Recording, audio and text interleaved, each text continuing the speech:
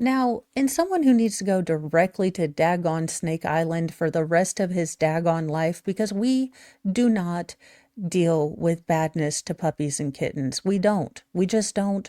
No, no, no pass go. Go straight to jail or Snake Island. It's a curse, we got room for the wicked, the cruel, and the worst. If you lie, if you cheat, if your soul's made of bile, you're bound for the fangs and the venom in style. Oh, one way ticket to Snake Island. Oh, better conscience, less cowards and gaslighters. Go, no anchor, no lifeboat, no tearful goodbyes. Trust isn't uncommon in cold-blooded skies. Your friend. Hello, everyone. So we have Move Over Mike Vick. It looks like this guy is, well, the new, just, well, not friend of Snoopy. Let's be real. I was gonna say something curse wordy, but I know some of you guys, watch this with your children, and I do allude to bad things, but I try not to curse in the morning. I get it all out with Shizzy in the evenings. Ex-Giant running back LeShon Johnson has been found guilty in the largest federal dog fighting case ever. Again, I don't understand the appeal. I don't understand any of that, of the culture of having any animals fight, get hurt. It's not my jam. I don't understand why it's anyone's jam. It really shouldn't be anyone's jam. Ex-NFLer LeShon Johnson was convicted on 6 felony counts related to his role in a federal dog-fighting bust earlier this year. A federal jury in Oklahoma found the former Giants running back guilty last week of violating the Federal Animal Welfare Act's prohibition against possessing, selling, transporting, or delivering animals to be used in fighting ventures, the Department of Justice announced Monday. Now he will be sentenced at a later date and faces a maximum penalty of 5 years behind bars and a fine of up to $250,000 on each count. Well, let's see. So you got 5 counts, 6 counts, 6 times 5. Well, we'll see you in, 30 years. Have fun. And you owe just a gajillion dollars because I'm not going to do math, okay? Now, authorities seized about 190 dogs, and Johnson surrendered them to the government, which is pursuing the forfeiture of the animals. This criminal profited off of the misery of innocent animals, and he will face severe consequences for his vile crimes, Attorney General Pamela Bondi said in a statement.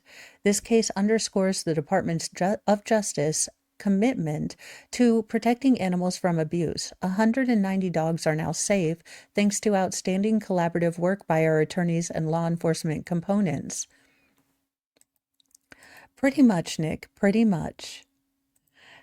And the sad thing is of those dogs, there's going to be some that cannot be rehabilitated, that cannot be made safe, that have been raised and trained to fight and are going to have to be put down. So of all those dogs, unfortunately, not all of them are going to survive just for safety reasons. And it sucks because not only does it perpetuate, certain breed things. And I will be honest with you guys. I have met really good pit bulls and really sweet pit bulls. So this is not an anti-pit bull thing. I am not Bronca. Send all emails to Bronca. But when I don't know the pit bull, I will tell you that I do get a little uncomfortable because I don't know how they were trained, how they were raised. And, if that doesn't make me anti-pit bull, that just makes me, kind of afraid of a really muscular looking dog. I don't know how it was trained. It'd be the same way if a bull mastiff, when I used to walk around the neighborhood before I was hurt, right before I called it Murder Hill, but it's basically like a 45-degree incline with a double stroller. Well, actually a quad stroller in the early days. And yes, I have 6 children. I had a quad stroller. Just marvel at my glamour. Any hoozle. There was a big giant bull mastiff that would walk its property line, and I was okay with that because I'm used to the country, like dogs walk their property line when you walk by them. But he would start barking and get aggressive.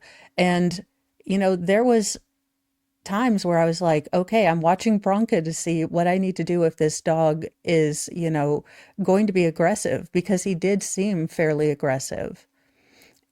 And again, I get dogs and property lines. Okay, we are done with this tangent. I'm just saying, I like dogs, but pit bulls sometimes scare me if I don't know them. Most of them are sweetie peeties. Again, not I don't judge an entire breed, but a big muscular dog does scare me just a bit if I don't know them. Now, he was charged in March in a federal court enforcement dubbed the largest seizure of dogs ever in a federal case, and was said to nearly have 200 pit bull style dogs, which were in an animal fighting venture. Now, during the multiple day trial in Oklahoma, prosecutors presented evidence that he had bred and trafficked his dogs for his operation called Malkin. Oh, for God's sake. Malcant Kennels. So MAL and then Cant, KANT, and then Kennels.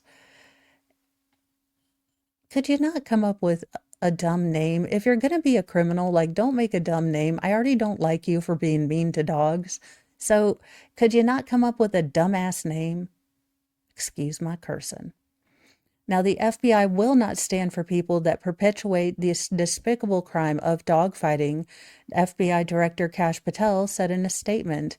Thanks to the hard work of our look, I'm not gonna blow smoke for Kash Patel or Pam Bondi.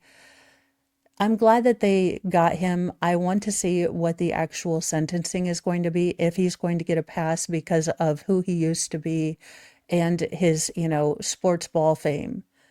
That being said, I hope he doesn't. I hope he gets the full weight of what he did, because not only are those animals, possibly not going to all be alive at the end of this, but it's just cruel and it's disgusting. And to use animals for sport, I have never understood. Again, it's not my jam. I'm not going to go fox hunting anytime. I saw the Fox and the Hound and it ruined me.